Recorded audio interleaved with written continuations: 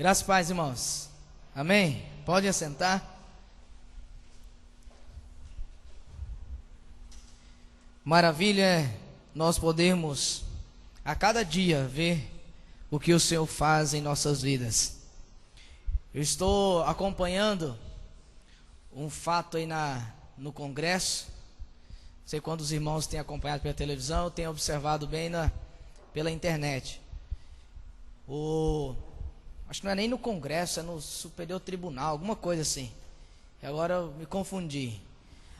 Eles querem liberar para que numa gestação que a criança não tem cérebro, eu esqueci o nome, anencefalia.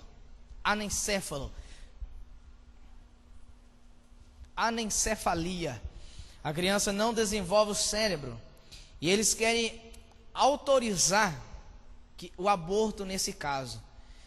E eu estava vendo, não sei se foi hoje, que uma senhora estava dizendo de a sua filha, acho que até aqui em Mato Grosso, ela teve uma gestação assim, e a criança nasceu, mas viveu durante apenas, acho que por 1 hora apenas. E ela disse que foi uma gestação funeral, foi uma gestação difícil, quando eles descobriram que a criança não tinha cérebro, mas eles não podiam abortar a criança. E nasceu, a mãe está internada ainda, o pai está preocupado.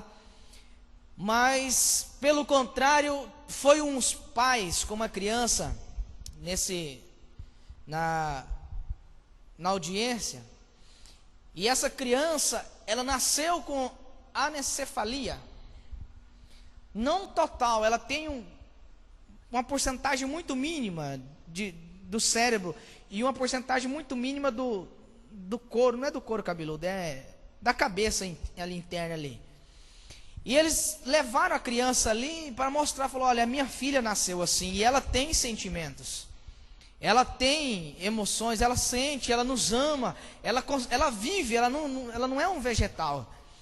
E se não me engano, já até onde eu tinha acompanhado, já tinha 5-1 a votação para aprovar. E eles tinham entrado em recesso.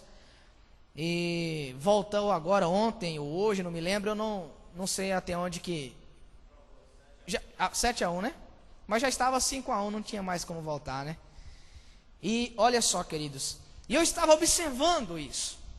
E a minha esposa perguntou para mim, falou assim: amor, se acontecesse com a gente, o que você faria? Eu disse para ela: olha, o único que tem o direito à vida é Deus. E ela me perguntou: mas e se eu corresse risco de vida, assim aconteceu com essa mulher aqui em Mato Grosso, ela está internada em estado grave? Eu falei: olha, ainda assim hoje, nesse momento, eu não teria condições de dizer, afinal de contas, quem tem direito à vida é somente Deus. E eu estava olhando para nós, quando estávamos cantando aqui: Senhor meu Deus, quando eu maravilhado contemplo a tua imensa criação. Eu estava olhando para nós, eu estava pensando quão grande e maravilhoso é as coisas que Deus faz em nossas vidas. E mesmo assim, as pessoas, não nós estamos aqui gratos ao Senhor, estamos aqui porque somos gratos ao Senhor, estamos aqui adorando ao Senhor. Mas como que as pessoas não são gratas ao Senhor? Nós nascemos e tudo que nós temos, um simples dedo, o dedinho do pé, um dedinho que às vezes até nos incomoda, porque de muita gente é um dedinho até feio, né? As mulheres que preocupam muito, que usa o sapato aberto, o homem já não preocupa muito. Mas é importante, tudo é importante. Você quer ver um negócio como é importante? Faça aí. Talvez você já fez muito isso em casa, crianças gostam de fazer. Bate a mão na cabeça assim e a outra você esfrega a barriga. Faz aí para ver se você vai conseguir. Vou não falar para você esfregar a cabeça para não estragar o cabelo, né? Olha só. Sabe por que isso? Porque um braço depende do outro braço. E olha só a maravilha que Deus fez para nós, né? Olha só que maravilha. E as pessoas aí usam isso para os seus próprios prazeres. Terça agora eu estava em Japuranã e um jovem, ele esteve desviado por 3 anos, durante, se não me engano, 17 anos na igreja. Ele se afastou por 3 anos. E tem 8 meses que ele acidentou lá em Japuranã. Ele servia ao Senhor em Paranaíta, e ele se acidentou. E veio para cá, chegou aqui ao meio-dia e pouquinho, chegou aqui, 3 horas, não me engano. E o médico olhou para ele e falou assim: não, você está bom. Ah, minha cabeça está doendo, não, é por causa da pancada. E quando foi umas 6 horas da tarde, ele levantou com vontade de urinar. Que ele levantou, ele ouviu um estouro na barriga. Deu hemorragia no baço, estourou o baço. E só aí que descobriram que estava tudo estourado, o fígado. E levou ele desesperado para a Alta Floresta. Se não me engano, foi 52 pontos que ele teve na barriga para operar. E agora está lá. E ele só voltou. E nem assim ele voltou à casa do Senhor. Só depois que o irmão viu ele parado no lugar, chegou para ele e falou assim: olha, o que você ainda está esperando? E não volta para a casa do Senhor. Tem pouco mais de um mês que ele está frequentando a igreja novamente. Benção, conversei com ele terça-feira. Ele falou assim: pastor, é algo do diabo mesmo. Eu estava firme na casa de Deus, trabalhando, abençoado. De repente, do nada, não sei o que aconteceu, o diabo veio e me deu uma rasteira. E eu fiquei 3 anos fora.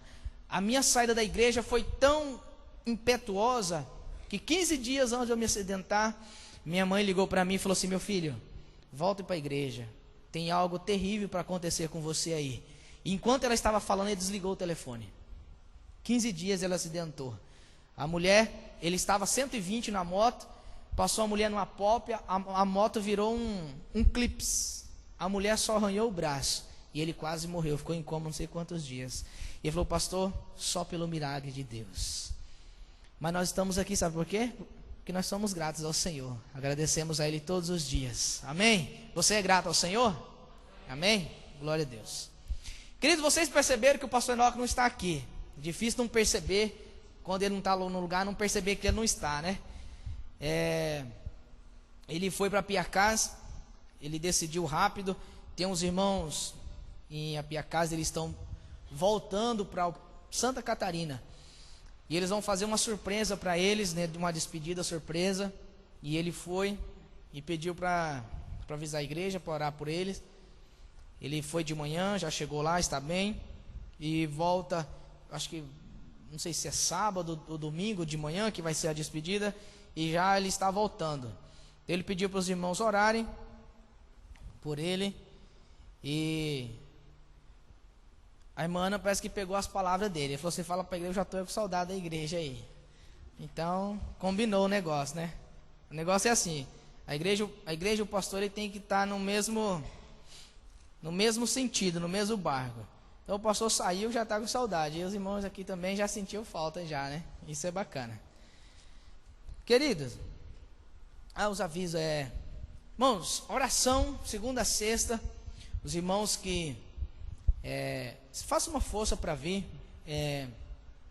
Sei que pelo horário das 7 horas muitos estão trabalhando, mas é fazer um esforço. Tudo é por esforço. O pastor Enoque, ele pregou esses dias aqui que o reino de Deus, ele é alcançado por esforço. Pastor, nós vivemos numa época da graça, uma época que nós não precisamos fazer nada. Cristo, Jesus já fez as coisas por nós. Sim, mas o próprio Jesus disse que o reino de Deus é alcançado por esforço, e nós temos que esforçar. Se não fosse assim, nem ele teria dito assim: filho, tem de bom ânimo, porque eu venci o mundo e vocês podem vencer também. Ele teria dito assim: olha, fica tranquilo, eu venci o mundo, senta, e daqui a pouquinho eu volto. Não, vocês vão vencer também. Para vencer tem que lutar, né? Então, queridos, é um esforço. Não digo todos os dias, que todo dia é difícil. Eu estava conversando, agora não me lembro com quem. Foi o irmão Amivaldo, sobre levantar de manhã. Ele falou: tem que levantar de manhã. Eu falei: rapaz, à tarde eu quero dar uma corrida, mas sempre à tarde, na hora que eu programei, eu estou fazendo outro negócio. Ele falou: mas de manhã? Eu falei: rapaz, de manhã eu só levanto para orar, e não é todo dia também não. Levantar de manhã é difícil. Mas é um compromisso que a gente faz, é um desafio que a gente faz. Então, queridos, você não pode orar em casa? Eu falo para os jovens, aliás, não pode vir à igreja? Tira um período em casa, 10 minutos, 15 minutos. É importante nós estarmos orando. É na oração que nós falamos com Deus. E sábado, o culto jovem aqui, o Arena Jovem. Você, irmão, tem um filho, tem um sobrinho, um primo, jovem, um amigo, um vizinho. convida ele para vir. Se ele não vier por estar sozinho, com vergonha, vem com ele também. Vem com ele, não tem problema não. O trabalho ele é direcionado específico para jovem, mas Deus vai falar no seu coração também. E traga os jovens. O Nova Bandeirantes tem muitos jovens aqui e jovens perdidos nas drogas, prostituição, tanta coisa. Às vezes nós não percebemos por não estarmos na área, mas quando você tiver liberdade de conversar com alguém da saúde, ou um médico, ou médica, enfermeira, quem trabalha no posto, você perguntar para ele, vai dizer para você que aqui em Bandeirantes 4.000 pessoas aidéticas. 4.000 pessoas aidéticas. Se assusta com isso, é? Você conversar com o pessoal da segurança, policial, militar, civil, você vai ver quantos jovens nas drogas, em roubos, em tantas coisas. Então, o lugar dessas jovens serem transformados é aqui na casa do Senhor. É aqui. Passou uma reportagem no Rio de Janeiro, eu não me lembro quem estava comentando, eu não assisti. Os policiais dizendo, olha, quando nós pegamos um jovem e levamos para a igreja, aí nós nos preocupamos. Mas quando a gente leva para algum outro lugar, ele volta. Leva para a casa de recuperação, ele volta. Então aqui na igreja, queridos, e nós temos aqui, se seu vizinho corta o dedo, você corre com ele para o hospital, não é? Se alguém entra na casa do seu vizinho, na sua casa e rouba, direto polícia. E quando ele está lá nas drogas, é aqui na igreja. Traga ele, queridos. Amém? Abra sua Bíblia, Salmo 42. Volta aí, que negócio. Achei que os meninos estavam rindo de mim aqui, ó. Pais que levam filhos na igreja e não buscam na cadeia. Verdade, hein? Salmo 142, aliás, querido.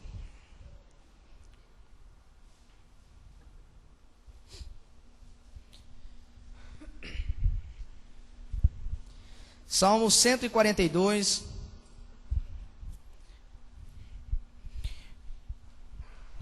Olha só. Parece que as coisas vão encaixando. Encontraram aí? Quem não encontrou, acompanha aqui. 142, 7. Tira minha alma da prisão, para que eu dê graças ao teu nome. Os justos me rodearão, quando me fizeres esse bem. Olha só. Tira a minha alma da prisão. Quando o salmista Davi aqui, ele diz, tira a minha alma da prisão. Tira-me da prisão. Ele não estava preso. Ele não estava encarcerado, ele não estava numa situação em que ele não podia sair, onde ele não podia ver os seus amigos, seus familiares, ele não podia ver o sol nascer, não. Aqui o salmista Davi, ele estava fazendo uma oração, ele estava angustiado, ele estava fugindo, ele estava numa caverna, ele escolheu ir, ele estava se escondendo numa caverna, mas ele não estava preso fisicamente, ele estava dizendo, Senhor, tira a minha alma da prisão. E o que é isso? Nós temos sentimentos. Todos nós vivemos de sentimentos. Um dia nós acordamos mais alegres, outros dias acordamos um pouco triste, outras pessoas normalmente acordam um pouco mal-humorado, né? Outros, dependendo do que acontecer durante a noite, teve um sonho terrível, teve um sonho legal, enfim. O fato é que nós vivemos todos os dias com as nossas emoções. E essas emoções não são fixas. Se você pegar a pessoa que está sempre sorrindo, está sempre alegre, contando história, mas ele tem os seus momentos de tristeza também. Ele tem os seus momentos de querer ficar sozinho, de querer não ver ninguém. Ele tem os seus momentos de decepções, ele tem os seus momentos de frustrações também. E pelo contrário, quando você vê alguém que não conversa, alguém quieto, alguém calado, mas ele tem os seus momentos de alegria também. Se você pegar todas as pessoas, elas vivem de momentos, emoções diferentes a cada dia, a cada momento, e são influenciados por diversas coisas. por uma lembrança, são influenciadas pela presença de alguém, são influenciadas por aquilo que ele viu, por algo que ele sentiu, enfim. Mas nós vivemos de emoções, nós temos emoções. E Davi aqui, ele estava vivendo um momento difícil da vida dele. Ele estava fugindo, ele estava sozinho. Se você for ler o Salmo todo o Salmo 142, você vai perceber a situação em que Davi estava. Ele estava clamando ao Senhor, afinal de contas, seus inimigos queriam matá-lo. Afinal de contas, ele estava encurralado. As pessoas queriam matá-lo e ele estava sozinho, ele estava vivendo um momento introspectivo. E ele clama ao Senhor: Deus, tira-me da prisão, tira minha alma da prisão, para que eu possa dar graças ao teu nome. Davi estava numa situação tão difícil, que a única coisa que ele conseguiu fazer foi orar ao Senhor, foi buscar ao Senhor. Ele não conseguia nem adorar ao Senhor, ele não conseguia dizer: Senhor, eu te amo. Ele não conseguia dizer o que a vida dele foi baseada em adorar ao Senhor. O Senhor é o meu pastor, aquele que habita no esconderijo do Altíssimo, a sombra do Onipotente o descansará. Não, Davi não tinha forças para isso. Davi, nesse momento, as únicas forças que ele teve foi de clamar por misericórdia. Senhor, tira-me da prisão, do cárcere. Tira-me, livra minha alma das prisões. E a maior prisão que o ser humano pode viver é as prisões emocionais. Alguém que está preso, encarcerado numa penitenciária, mas ele tem condições de pensar, ele tem condições de raciocinar, ele tem condições de fazer outras coisas, mas alguém que está aprisionado emocionalmente, o seu interior está preso em alguma coisa, ele não consegue raciocinar, ele não consegue pensar. Davi, ele diz aqui: Senhor, eu não consigo te adorar, eu não consigo engrandecer o teu nome, eu não consigo adorar a tua face, eu não consigo construir salmos, eu não consigo cantar, eu não consigo. Ele estava preso, e alguém que está preso numa situação assim, preso emocionalmente, ele também acaba preso fisicamente. É onde nós podemos ver que as pessoas hoje vivem numa prisão emocional, mas vivem numa prisão física, porque elas não conseguem sair de casa, elas querem ficar trancafiadas em casa, elas não querem fazer nada, elas não conseguem fazer outras coisas, ela não prospera profissionalmente, ela não consegue prosperar financeiramente, a sua família não vai bem, o seu trabalho não vai bem, o relacionamento com seus amigos não vai bem, nada vai bem, porque ele está preso emocionalmente. Alguém que está preso fisicamente, ela pode pensar, pode sorrir, pode chorar. Nem todos que estão presos fisicamente, eles estão ali amargurados. Nós temos a história, exemplos dos grandes mártires que estavam presos por amor a Cristo, e mesmo assim nas prisões eles cantavam, eles adoravam ao Senhor, a sua alma estavam alegres. Os discípulos de Jesus, uma vez, quando eles foram soltos da prisão, eles saíram alegres. Sabe por quê? Porque eles tiveram o privilégio de serem presos por causa de Jesus. O apóstolo Paulo, enquanto ele estava preso, ele louvava e adorava ao Senhor, e por causa do seu louvor, as prisões se abriram, veio um grande terremoto e se abriram. Mas alguém que está preso emocionalmente, ele também se prende fisicamente. Foi o que aconteceu com Davi. Davi não estava preso porque ele foi para uma caverna, ele não estava preso fisicamente, ele já foi para uma caverna, porque a sua alma estava presa, a sua alma estava doente, as suas emoções estavam decadentes. E quando o ser humano se prende, quando as suas emoções, quando a sua alma se adoece, ele também se prende fisicamente. E Davi, aqui no versículo 7 do Salmo 142, quando ele diz: Senhor, tira a minha alma do cárcere. O que prendia a alma de Davi? Quais eram as emoções que atormentavam Davi? Qual eram os sentimentos que estavam sobre Davi? Quais são os sentimentos, as emoções que podem nos prender hoje?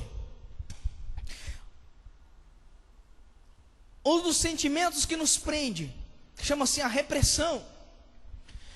Um dos maiores sentimentos que pode prender uma pessoa, um dos maiores sentimentos que pode trancafiar uma pessoa, que pode deixá-la sem motivação alguma, que pode deixá-la sem perspectiva alguma, que pode deixá-la sem força, chama-se a repressão. Quando nós mesmos, não precisa ser outras pessoas, mas nós mesmos reprimimos os nossos sonhos, nós mesmos reprimimos os nossos talentos, nós mesmos reprimimos algo que nós tanto almejamos, porque achamos que não podemos, que não conseguimos, e assim nós reprimimos.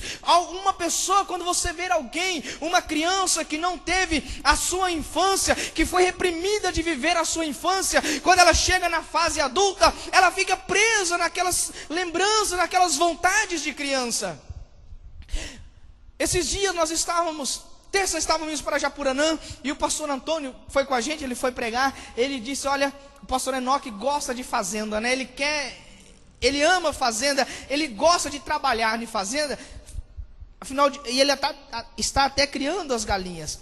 Falei: pastor, ali eu acho que são lembranças da infância dele. Ele viveu em fazenda apenas na infância.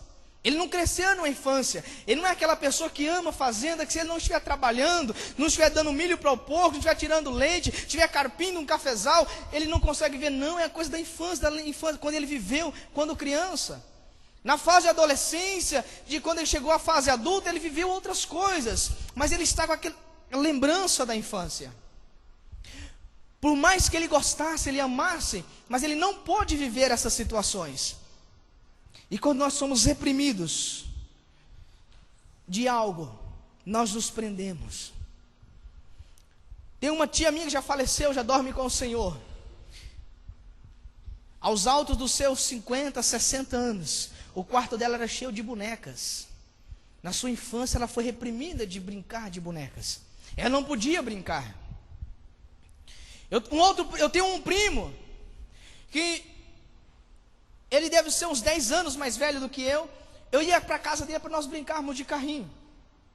Sozinho ele não podia brincar. Os carrinhos dele eram tudo limpinho, tudo arrumadinho. Sozinho ele não brincava, ele era reprimido de brincar. Quando nós íamos, aí ele sim, ele podia brincar. E até hoje, ele é uma criançona assim, hoje já com seus 32 anos, 34 anos, ele é um adulto meio bobão, meio esquisitão. Ele ficou reprimido daquilo que ele queria fazer. Quando nós reprimimos os nossos sonhos, nossas vontades, nós ficamos presos. Nós ficamos trancafiados. Quantas pessoas que estão presas, porque na sua adolescência queria fazer uma faculdade, mas por causa da vontade dos pais, por causa da questão financeira, fez uma outra faculdade e hoje é preso. Eu tive um professor meu de inglês, ele era um advogado, mas ele dizia: eu nunca advoguei, eu não gosto de advogar, eu me formei, mas eu não gosto. Ele dava aulas, e ele era frustrado por isso, ele não conseguia desenvolver a sua profissão, porque antes ele foi reprimido por alguma coisa. Muitas pessoas vivem reprimido, porque no passado perdeu a pessoa que amava, abriu mão da pessoa que ele amava, abriu mão de um casamento, por uma série de fatores, e hoje vive essa lembrança. Em Apiacás, tinha um casal, hoje infelizmente eles estão separados, mas o homem vive lá até hoje em Apiacás. A mulher estava noiva, primeiro namorado dela. E um dia, esse namorado dela viajando, faleceu, acidentou e faleceu. E ela estava grávida. E depois teve a sua filha, e com o passar do tempo conheceu esse outro homem. Viveram uns 30 anos. 30 anos. Eles não viviam bem, infelizmente. Foram para a igreja. Meu pai e minha mãe lutou com eles, mas ela dizia: olha, eu estou preso num homem lá atrás. Ela foi reprimida de algo. Ela foi impedida de realizar um sonho na vida dela. Ela não conseguia se libertar. Não significa que nós ficamos presos para sempre em algo que nós não conseguimos. Não, mas podemos nos prender e nos frustrar por algo que acreditávamos conseguir. Davi foi ungido a rei. Davi era para ser o rei de Israel, mas ele se frustrou. Saul não saía do trono para ele entrar. E o tempo foi passando, Saul começou a persegui-lo, ao ponto de Davi se trancar nas suas frustrações, ir para uma caverna, e as únicas forças que ele teve foi de gritar: Senhor, tira-me a minha alma da prisão, liberta a minha alma da prisão. Muitos vivem uma autocondenação, se autocondenam, se autocrucificam. Quando o Senhor Jesus recebe a multidão com a mulher que foi pega em adultério, o Senhor Jesus, no julgamento, ele fala para a multidão: quem não tem pecado, atire a primeira pedra. Nós sabemos que um a um foi saindo, mas aquela mulher vivia numa autocondenação tão grande, que quando todos foram embora, aquela mulher olhou para Jesus e disse: Senhor, eles foram embora, porque eles eram pecadores, agora o Senhor não tem pecado, o Senhor pode atirar a pedra em mim. Ela não tinha entendido que Jesus estava, naquele momento, libertando ela de um pecado que ela tinha cometido, por isso ela se autocondenou. O que mais machucou aquela mulher não foram as pedradas que ela não levou, ou que possivelmente levaria, mas foi a sua autocondenação. Mesmo diante de Jesus, mesmo diante do homem que tinha acabado de livrar ela da morte, ela se autocondenou: Senhor, agora tu podes me matar, porque eu sou uma pecadora. Nós nos prendemos nas coisas que fazemos, mas não acreditamos que Jesus é o libertador, não acreditamos que Ele pode nos salvar, que Ele pode nos livrar da condenação, e por isso vivemos uma autocondenação. Não entendemos que quando erramos e arrependemos, nós estamos aprendendo com os nossos erros. Aquela mulher, ela não tinha compreendido que naquele momento ela estava sendo livre, o Senhor estava livrando ela da condenação, e por isso ela vivia ainda se condenando pelo que ela tinha feito. Quando nós erramos, mas arrependemos, nós temos a chance de aprender com as coisas que erramos. Davi, anos mais tarde, ele pôde viver isso, mas só depois dele compreender. Só depois que ele compreendeu. Quando ele adultera com Batseba, mata Urias, mente, faz trapaças. E o profeta chega para Davi e diz: Davi, você pecou, Davi. Davi não quis viver nessa autocondenação. Imediatamente ele caiu de joelhos e disse: Senhor, eu pequei, mas não retires de mim o teu espírito, nem a alegria da tua salvação. Ele tinha entendido que não precisava viver se autocondenando. Davi tinha se arrependido. Por isso ele cai diante do Senhor de joelhos: Senhor, não retires de mim o teu espírito, nem a alegria da tua salvação. Quando nós compreendemos que os nossos erros, quando nos arrependemos, nós aprendemos com Ele. Nós temos que entender que os nossos erros arrependidos nos servem de lições. Às vezes nós ficamos presos, nós nos prendemos em segredos. Quantas pessoas vivem segredos do passado? Quantas pessoas vivem se remoendo por segredos de algo, de coisas que aconteceram no passado, e isso machuca o dia após dia. Quantas pessoas não conseguem se libertar de algo, de alguma coisa que aconteceu com ele no passado?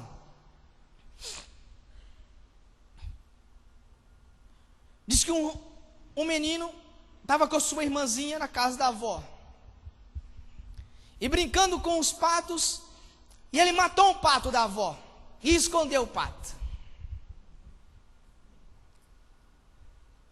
E falou para a irmã assim: olha, é um segredo, não contem para a vovó. Ela: não, tudo bem, não vou contar.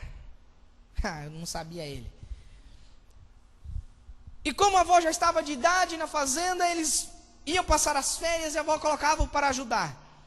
E o rapaz ia, fazia o que ele tinha que fazer lá. Chegava a vez da menina, a menina chegava para ele e falava assim: olha, você vai fazer a minha parte, senão eu vou contar para a vovó que você matou o pato dela.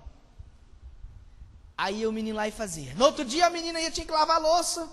Ela chegava para o menino e falava assim: olha, você vai lá e lava a louça para mim, senão eu vou contar para a vovó o segredo. E ele lá lavava a louça. Quando estava terminando o período de férias, a avó chega para o menino e fala assim: olha, vem aqui. Por que você não me contou? O dia que você matou o meu pato, eu estava na janela olhando. Segredos pertencem aos homens. Nós ficamos presos em segredos, mas Deus sabe de tudo. Nós ficamos nos remoendo, ficamos nos castigando, nos culpando por segredos, que se nós chegássemos diante de Deus, Senhor, Ele diria simplesmente: filha, filho, eu lhe amo, eu te amo e perdoo. Se você tivesse me contado, você não precisaria ter ficado as férias inteiras trabalhando para sua irmã. Nós nos prendemos em segredos, não queremos contar para ninguém, achamos que as pessoas não nos entenderiam. Às vezes segredos que não são para ser contados para todas as pessoas, esses segredos, coisas, mas nós devemos compartilhar com o Senhor, devemos levar até o Senhor. Não há nada que façamos, que fizemos, que Ele não possa nos perdoar. Não há nada que não é perdoável para o Senhor. Muitas pessoas vivem numa autocomiseração. Para elas, ela não é capaz de nada. Para essas pessoas, eles não conseguem fazer nada. Para essas pessoas, elas não entendem nada. Para essas pessoas, elas não conseguem fazer nada. Para essas pessoas, elas não aprendem nada. Para essas pessoas, elas não conseguem avançar. Para essas pessoas, elas são nada. Elas vivem numa autocomiseração, dizendo que eles sempre são miseráveis, que eles sempre não podem, não são e não sabem de nada. Às vezes usa isso como um amuleto. Acostumar a viver numa vida tão medíocre, quando tem uma chance, uma possibilidade de crescer, uma possibilidade de mudar de função no trabalho, ela se apega numa mediocridade, numa autocomiseração. Eu estava lendo um artigo agora do Júlio Severo, se não me engano, Júlio Severo, um escritor, autor de um blog no R7, ele dizendo que quando a pessoa ela é mandada embora do trabalho, ela tem condições maiores de crescer. Mas nós ficamos com medo. Eu não posso, não consigo, não sei. Eu não vou conseguir, eu não vou dar conta. Eu não posso fazer, eu não consigo aprender. Eu sou um coitado, eu sou um miserável. Se Bartimeu tivesse ficado lá na beira do caminho, aceitando a sua miséria, Jesus teria passado, ele teria perdido a oportunidade de receber a sua bênção. Se ele tivesse dado ouvido para que as pessoas tinham dito para ele: cala a boca, deixa o mestre em paz, ele teria perdido a oportunidade de receber a bênção. Mas ele sabia da sua situação, ele sabia do que ele precisava, mas ele não entrou num estado de comiseração, ele não entrou num estado de miséria. Não, eu preciso, mas eu tenho onde ir buscar. Eu sei quem pode resolver o meu problema. Na parábola dos talentos, o Senhor saiu e deixou 3 servos. Para um ele deu 5 talentos, para o outro ele deu 2 talentos, e para um ele deu 1 talento. O que recebeu 5 saiu e ganhou outros 5. O que recebera 2 saiu e conseguiu outros 2. Mas o que recebeu 1 entrou num estado tão grande de comiseração. Eu não consigo, eu não posso, eu sou tão ruim que o meu Senhor me deu 1 talento só. Para os outros deu 2, para os outros deu 5, mas eu sou tão ruim que para mim ele deu 1 talento apenas. E quando o seu Senhor volta, ele chega e diz: Senhor, eu sabia que tu eras um homem severo, e eu sou tão ruim de negócio, eu sou tão ruim para negociar, que eu fiz o meu máximo era esconder o seu talento para eu te devolver do mesmo jeito. A Bíblia diz que o Senhor olha para ele e diz: servo ingrato e infiel, tu sabes que eu sou um homem severo, por que não colocou meu dinheiro no banco? Que pelo menos os juros eu iria receber. Pois agora ele mandou os outros servos: tira o talento desse, entregue para o que tem 10, e lance esse nas trevas exteriores. Sabe por quê? Porque ele entrou num estado de comiseração, de pena. Eu não posso, eu não consigo, eu não sei, eu não dou conta. Eu sou o mais ruim de todos. Davi, ele viveu a sua adolescência, a sua infância, ouvindo que ele era o mais ruim da família. Ele ouviu e sentiu na pele ser o mais desprezado na sua família. Ele passou a sua infância, a sua adolescência, ouvindo dos seus pais que ele era inútil. Que ele era inútil. Aí você começa a entender por que Davi entrava num estado tão deprimente, que ele não conseguia nem adorar ao Senhor. Aí nós entendemos porque Davi entrou num estado tão deprimente, mesmo sendo ungido de Deus, mesmo sendo um grande guerreiro, um grande líder, mas ele entrou num estado tão deprimente, que ele vai para uma caverna, e a única coisa que ele consegue dizer é: Senhor, livra a minha alma das prisões. Nós somos autor da nossa história. Deus não interfere no nosso livre-arbítrio. Deus não interfere naquilo que você deve fazer. Ele coloca as situações à sua frente. Eu disse aqui na quinta-feira passada que um pregador, ele foi fazer um concurso, um vestibular, um concurso, e na redação deram uma folha em branco e colocou para ele descrever o que eles viam na folha. Os que tiraram nota maiores, 2 pessoas escreveram que eles viam uma grande oportunidade. Eles viam uma grande oportunidade. Quando nós temos diante de nós uma situação que nos mostra tão pequenos, nos mostra tão fracos, aí nós devemos dizer com o apóstolo Paulo: quando eu estou fraco, aí é que eu estou forte. Quando eu estou fraco, eu estou forte, porque aí eu dependo mais de Deus. Mas às vezes, quando nós entramos num estado de fraqueza, de decadência, nós pegamos isso de amuleto. Nós pegamos isso como uma desculpa: eu não consigo, eu não sei. Eu estava comentando com os jovens aqui. Quando nós começamos o trabalho aqui, eu disse que ia implantar célula nos jovens. E que eles iam liderar a célula. Ninguém quis. Porque eles achavam que não tinham condições de liderar uma célula. Sabe o que aconteceu no último dia que eu falei que tinha pelo menos uns 10 que queria? Sabe por quê? Porque eles entenderam que eles podiam. Tinham umas 10 pessoas para 3 equipes. Mas nós às vezes não queremos, porque nos vemos fracos e nos apegamos a esse amuleto. Às vezes nós ficamos presos porque queremos vender, apresentar uma imagem. E nós acabamos escravos dessa imagem. Acabamos subjugados por essa imagem. Queremos mostrar uma imagem de alguém que tem uma família bem-sucedida, que é bem financeiramente, alguém que está sempre bem, alguém que está sempre bem com a vida, e queremos mostrar uma imagem assim, e acabamos escravos dessa imagem. Aí fazemos qualquer coisa para mostrar, para apresentar essa imagem dessa forma. É onde nós vamos vendo tantos jovens, porque já está entrando no meio dos jovens, tantos jovens entrando no mundo da criminalidade, para poder ostentar uma imagem que eles não são, viver algo que eles não são.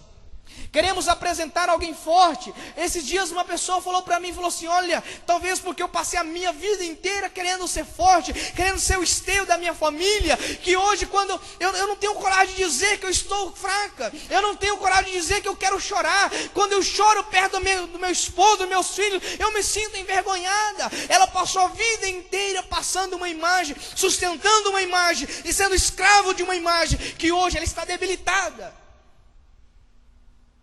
Ela quis vender uma imagem, passar uma imagem, Não foi por uma razão ruim, não, porque ela queria passar uma imagem de uma mulher forte para o seu esposo, queria passar uma imagem de uma mulher forte para os seus filhos, e hoje ela está fraca, está debilitada, não sabe o que fazer. Faltou dizer: olha, a minha vida está perdendo um sentido, porque agora o meu esposo e os meus filhos descobriram que eu não sou aquela mulher. Isso me cortou o coração. Ela não precisava mostrar que ela era uma pessoa forte, como ela demonstrou a vida inteira. Nós ficamos presos, a nossa alma, a nossa vida, nossos sentimentos ficam presos quando queremos mostrar algo que nós não somos. Davi, ele não teve vergonha de dizer que ele era fraco. O apóstolo Paulo não teve vergonha de dizer que ele, em determinados momentos, fazia o que ele não queria, que ele odiava fazer o que ele fazia. Ele não teve vergonha de ir diante de Deus: Senhor, eu não estou aguentando mais, tira de mim o espinho que está na minha carne. Ele não teve vergonha, porque ele sabia que não podia ficar preso. Ele não quis manter a sua alma presa. E onde as pessoas hoje entram na depressão, a síndrome do pânico, porque elas estão presas, a sua alma está presa. A sua alma está presa. Os seus sentimentos o aprisionaram, as suas emoções o aprisionaram. Pessoas aí vivendo, hoje você vai ver quanto cresceu pessoas com transtorno bipolar. Você viu uma pessoa fazendo até fazendo uma brincadeira na televisão, disse: eu acho que eu não tenho transtorno bipolar, não, acho que é quintopolar. Eu não tenho mais duas personalidades, tem várias. Chegou num estado, num ponto que ela não consegue ser ela mesma. Ela não consegue viver ela mesma, porque ela está presa.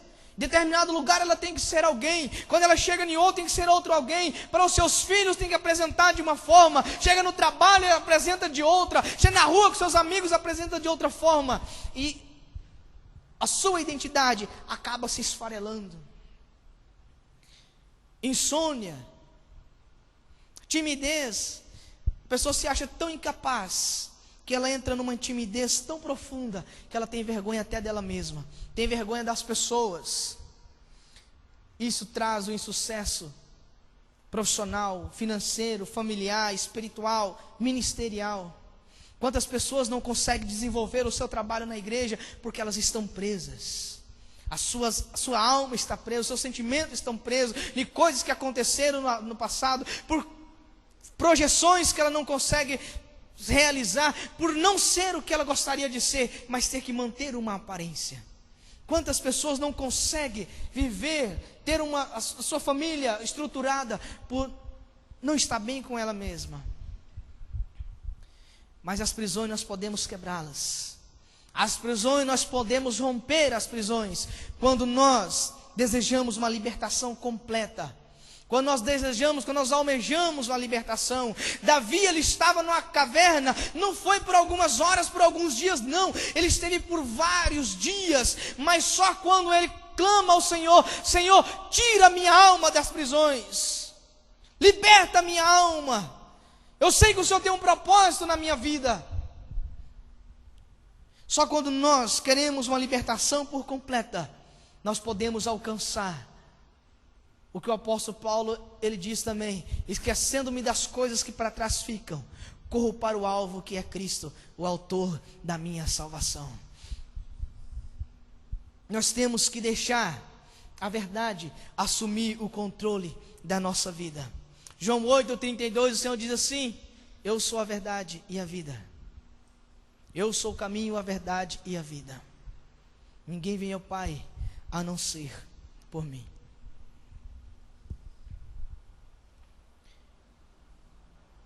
O diabo é o pai da mentira, e ele nos diz que nós não somos capazes.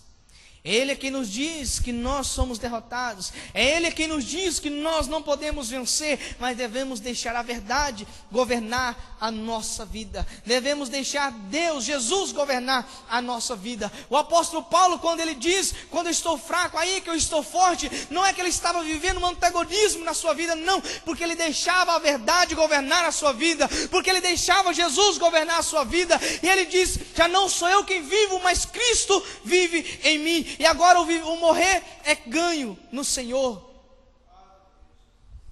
Ele deixou o Senhor Jesus governar a sua vida. Ele deixou a verdade governar a sua vida. Quando o diabo ele diz que nós não podemos, mas nós colocamos a nossa fé no Senhor Jesus. Quando ele disse, nós podemos todas as coisas naquele em que nos fortalece, que é o nosso Senhor e Salvador Jesus Cristo.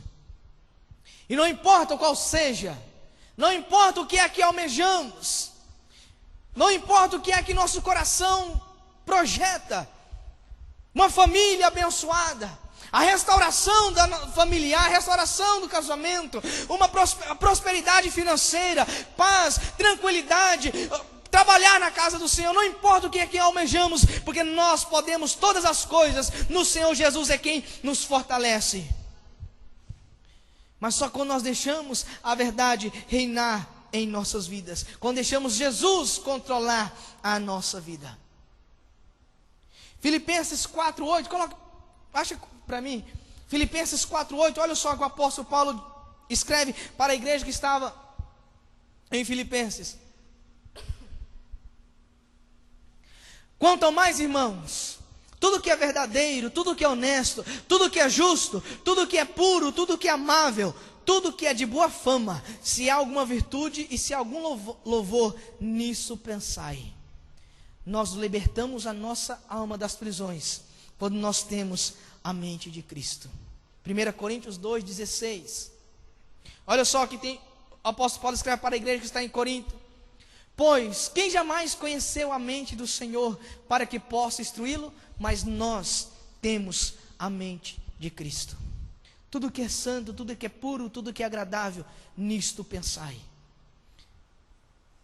A mente do Senhor, quando nós temos a mente de Cristo, nós não somos pessimistas, não murmuramos, não questionamos o que o Senhor está fazendo, não desistimos do problema, não ficamos ansiosos, porque nós estamos com a nossa mente no Senhor. O apóstolo Paulo diz também, levai os vossos pensamentos cativos ao Senhor. Tudo que você estiver pensando, sujeitai ao Senhor. Leve cativo ao Senhor. Coloque os vossos pensamentos escravos do Senhor. Deixa que o Senhor decida o que você irá pensar.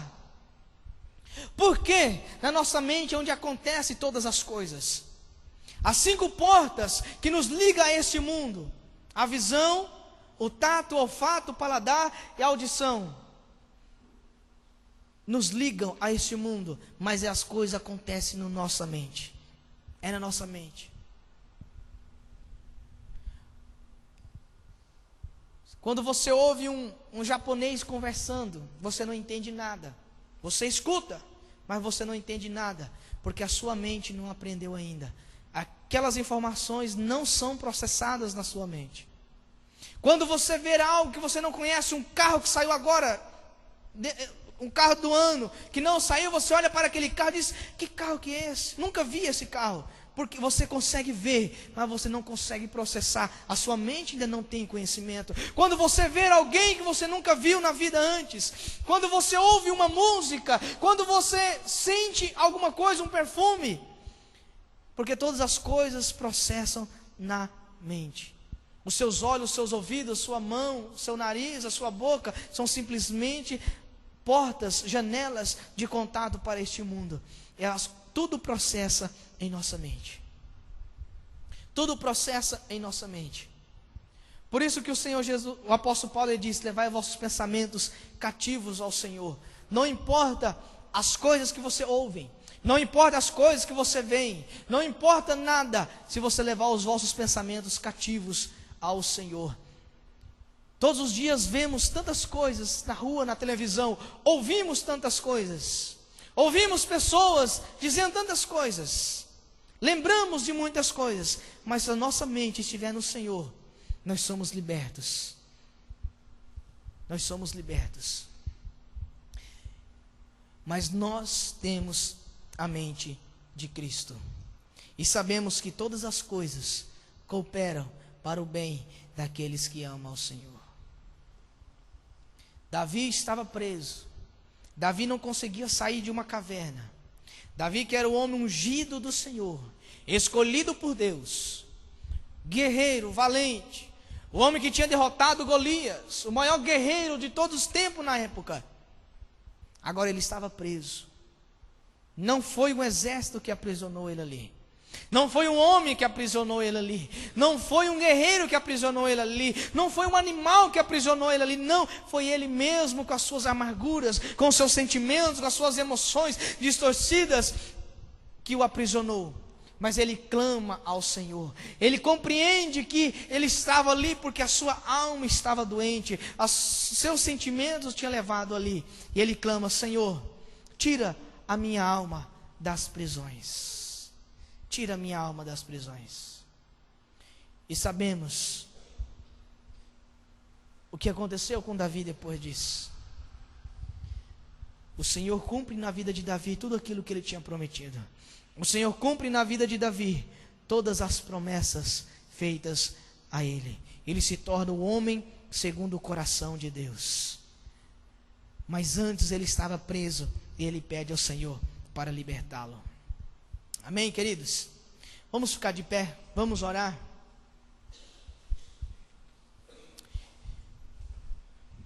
Nós vivemos de emoções. Emoções boas, ruins, emoções que nos trazem sentimentos bons. Vivemos todos os dias com essas emoções. E são elas que tentam nos aprisionar todos os dias. Ficamos alegres quando recebemos uma notícia boa. Ficamos alegres quando sabemos que um amigo alcançou algo bacana. Quando o filho vai bem na escola. Mas também ficamos tristes quando recebemos uma notícia que perdemos um amigo. Quando perdemos um familiar. Quando vemos alguém da família se perdendo nas drogas, quando vemos alguém e sabemos de alguém que está se perdendo na prostituição, quando sabemos de alguém que está se perdendo, está abandonando a família, está uma família destruída, nós nos entristecemos. Mas hoje queremos declarar aqui, quero que você declare em nome do Senhor Jesus, assim como Davi fez: Senhor, tira a minha alma das prisões, e o Senhor irá libertar a sua alma.